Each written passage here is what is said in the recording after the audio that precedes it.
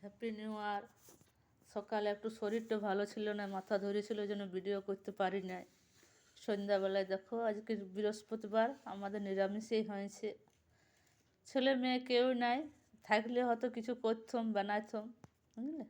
তো ওরা নাই, মনটাও ঠিক নাই। 1 জানুয়ারি, ছেলে আছে কলকাতায়, মেয়ে আছে শ্বশুর বাড়িতে। আর তোমাদের কাকুর আমার দুজনেরই মন একটু খারাপ, ভালো নাই। সবাই যদি থাকে তাহলে ভালো লাগে, ভালো মন্দ কিছু করতে মন হয়।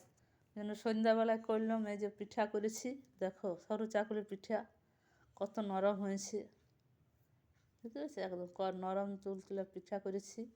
আর এই গুড়, এই দেখো কেক নিয়ে এসছে তোমাদের কাকু, আর এই মিষ্টি।